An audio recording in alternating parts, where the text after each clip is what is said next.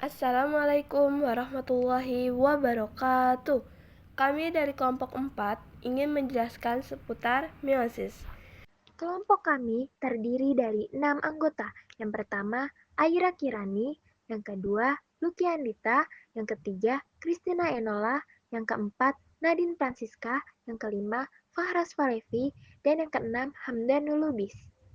Meiosis adalah proses pembelahan sel yang menghasilkan sel anak dengan jumlah kromosom setengah dari sel induknya atau haploid.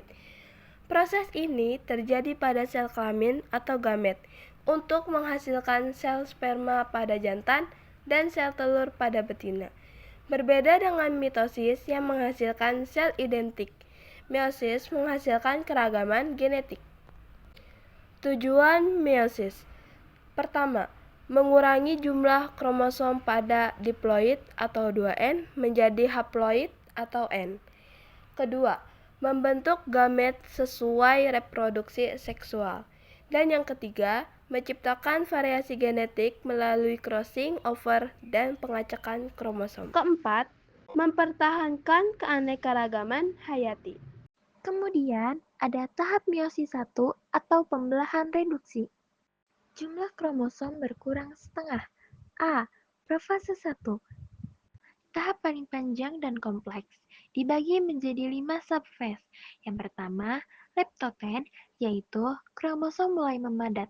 Yang kedua, zigoten, yaitu kromosom homolog berpasangan membentuk sinapsis.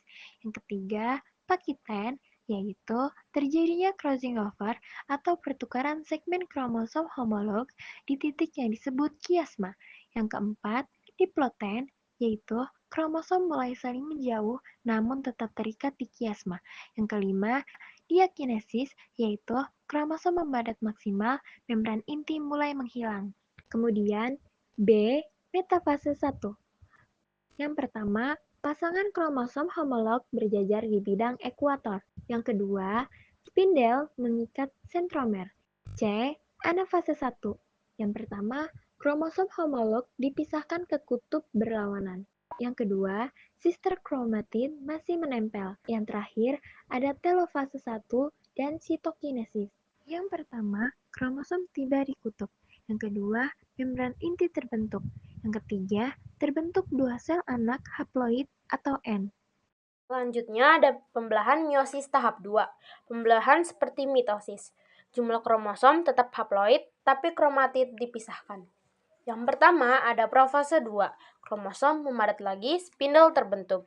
Yang kedua ada metafase 2. Kromosom berjajar di bidang ekuator. Yang ketiga ada anafase 2. Sistem kromatid terpisah menuju kutub berlawanan. Yang terakhir ada telofase 2 dan sitokinesis. Membran inti terbentuk kembali. Terbentuk 4 sel anak haploid dengan kombinasi genetik yang berbeda. Ciri-ciri meiosis 1 terjadi pada sel reproduktif 2. Dua kali pembelahan meiosis 1 dan 2. 3. Menghasilkan 4 sel anak haploid. Dan 4. Terjadi crossing over variasi genetik.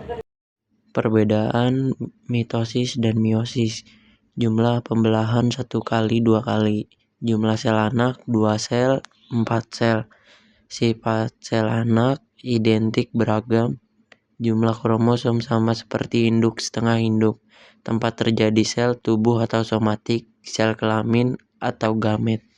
Manfaat kromosom adalah menjaga jumlah kromosom tetap konstan antar generasi, menghasilkan variasi genetik yang penting untuk evolusi, membantu adaptasi organisme terhadap lingkungan.